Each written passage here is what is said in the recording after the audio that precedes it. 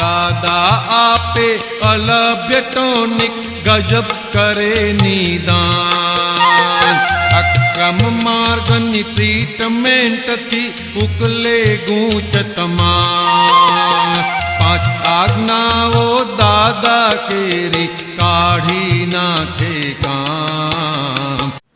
એક વાર દાદાએ કીધું, જાઓ બધા આપતો પુત્રો, આખા દિવસમાં કેટલું ખાવ છો, કેટલું ખાવ છો, ક્યારે ક્યારે ખાવ છો, અને શું વ્યસન છે લખી લાવો. વ્યસન મહાત્માઓ સાંભળો છો ને? સાચું? ટાઈમ પતવા આવ્યો ને? ટાઈમ પતવા આવ્યો. લખી લાવ્યા. દાદા 2 રોટલી ખાઈએ છે, કારણ કે 1 મહિનો છે ને દાદાએ આપતો પુત્રોને ભાત પર રાખેલા. ખાલી ભાત, એમાં મીઠું નહીં, ઘી નહીં, કંઈ નહીં. 2 વાર ખાવું હોય તો ખાજે, પણ ભાત સિવાય કંઈ નહીં. 28 દિવસ રાખ્યા. એ બધા નાની નાની નાની કોમ્પેક્ટ આઇટમ થઈ ગઈ, માઇક્રો એચડી. પહેલાં અમે સાયકલ પર 3 જણા જતા હતા, પછી હવે લે કોણ જાય? ભાતમાં રહે કેવી રીતે? પહેલાં 2-3 દિવસ તો ભાત ભાવ્યો, પછી દાદાએ જોયું. પછી દાદા પહેલાં વડોદરાના મહાત્માને કહે છે, જાઓ હવે આ બધાને પારણું કરાવી દો. કે આવા થઈ ગયેલા. તો દાદાને પૂછ્યું, દાદા 2 રોટલી ખાઈએ છીએ, તમે કીધું તો એમ. શાક ખાઈએ છીએ, દૂધ 2 કપ. તો દાદાએ કીધું દૂધ 2 કપ નહીં, 1 જ કપ પીવાનું. ભાત આટલો જ ખાવાનો. આટલું. વ્યસનમાં તો કે દાદા દૂધનું વ્યસન. મારો વારો આવ્યો મુંબઈમાં. રોટલી ભલે ઓછું ખાઓ, પણ વડાપાઉં તો દાબીને ખાઓ. બીજું બધું મિસળ પાઉં દાબીને ખાવાના, વડાપાઉં દાબીને ખાવાના, રગડા પેટીસ, ભેળ બધું દાબીને ખાવાનું. કારણ કે ઘરે જાઓ ને તો મારી મમ્મી ચા જોડે પણ એ જ વસ્તુ આપે, અને જમવાનું શાક પણ એ જ હોય, ગાંઠિયાનું. કે આજે આઠમ છે, લીલોતરી ના ખવાય. કે આજે પાખી છે, આજે કશું લીલા ધાણાય ના વપરાય. એટલે ખાય. મરવા પડ્યા હોય, ભૂખ લાગી હોય, ડબ્બો ભરેલો હોય વડીનો, વડી લાવે, ડબ્બો ભરેલો હોય પાપડનો, 2 ભીના કરે અને વડી પાપડનું શાક. 1 ડબ્બો ભરેલો હોય મેથી, સૂકી મેથી, એમાંથી કાઢે મેથી પાપડનું શાક. ગાંઠિયા ભર્યા હોય તો ગાંઠિયાનું શાક. સેવ હોય એમાં 2 ટામેટા કાપી સેવ ટામેટાનું શાક. એટલે આ તો કેમનું થશે? એકવાર સંવત્સરી હતી, દાદા ભગવાન અમેરિકા હતા અને સંવત્સરી હતી. લાસ્ટ પર્યુષણનો છેલ્લો દિવસ.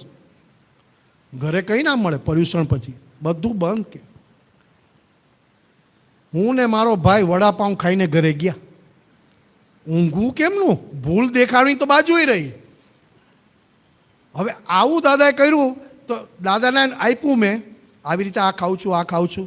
અને રવિવારે પાન ખાઉં છું. પાન કોક વાર, મહિને 1 વાર, મહિને 2 વાર પાન ખાઉં છું.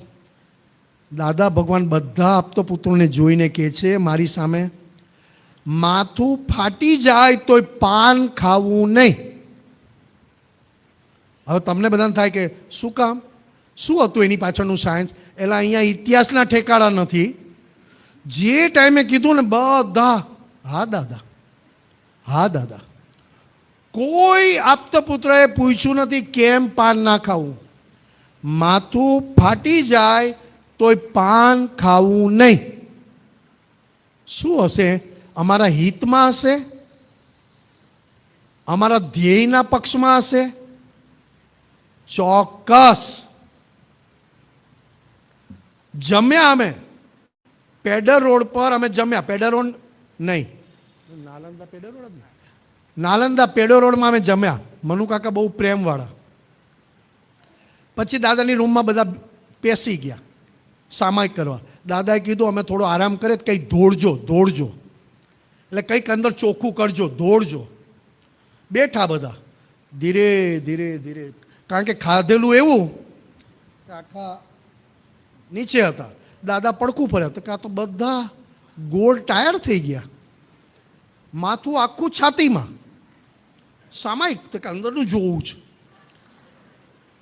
દાદા કે સૂઈ ગયા?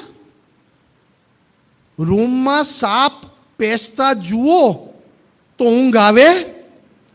ઊંઘ આવતી હોય, રૂમમાં જ ગયા અને સાપ પેસતા રૂમમાં જુઓ તો ઊંઘ આવે?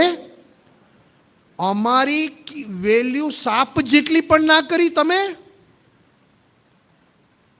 આવું ચાલે? ના ચાલે. બ્રહ્મચર્ય તો બહુ પાકું જોઈએ.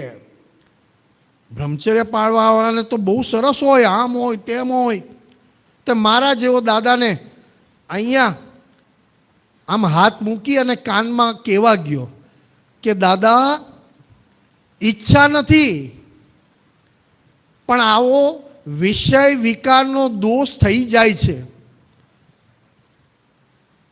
મફતનું ખાવાની દાનત અને કહે છે કે ભૂલ નથી? મફતનું ભોગવવાની દાનત અને પાછો કહે છે કે ઈચ્છા નથી.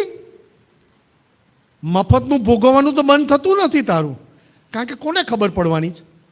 આજે આ દ્રષ્ટિથી અહીંયા હું મારી દ્રષ્ટિ બગાડું, કોને ખબર પડવાની છે? મફતનું જ ને. મફતનું ભોગવવાનું દાન જ છે. અને કહે છે કે ઈચ્છા નથી. અડીશ નહીં, તારો હાથ લઈ લે. તારા કરતાં તો મારું ધોતિયું પવિત્ર છે. આ દાદા ભગવાન મને કીધું છે આવું. ના ચાલે, અહીંયા ના ચાલે. એક જ સડેલી કેરી આખા ટોપલાને સડાવી નાખે, આવું દાદા કહે મને. લખીને આપ, લખીને આપ્યું, ચાલ, શક્તિશાળી છે, લખીને આપ્યું. બધા આપતો પુત્રો પાસે માંગ્યો. પછી કે કાલથી તમારે બપોરે રૂમમાં આવવાનું નહીં, જમીને 1 કલાક ચાલવા જતા રહેવાનું, એટલે બપોરની ઊંઘ લેવાય નહીં. બપોરની ઊંઘ તો 50 વર્ષ થાય પછી થોડુંક 20 મિનિટ માટે ઊંઘાય, બાકી ના ઊંઘાય. કે સૂર્યનારાયણની હાજરીમાં ઊંઘાય નહીં. કે કાલે બપોરે જમ્યા પછી ચાલવા જજો. જમ્યા 10 મિનિટ બેઠા, પછી અમે 4-5 આપતો પુત્રો ચાલવા ગયા, પાછા આવ્યા, સૂઈ ગયા. દાદા કહે છે આ થોડાક વાળ કાપવા છે, બોલાવો છોકરાઓને. નીરુબેન હતા. નીરુબેન કે દાદા બધા ઊંઘે છે. કાકા બધા હરખા જ હતા ત્યારે. નીરુબેન, દીપકભાઈ બધા અમે જોડે ને. તો કે હે? તો કે તમે ચાલવા નહોતા ગયા? દાદા ગયા હતા, પણ એટલું બધું ચલાઈ ગયું તે આવીને થાકી ગયા, સૂઈ ગયા. તો કે ચાલવાનું માપે નથી ખબર આ લોકોને. એટલે કાલથી ઘડિયાળ જોઈને ખાલી અડધો કલાક ચાલીને પાછા આવજો. કે તમે જુઓ દાદા ભગવાન સીધું ઓપરેશન.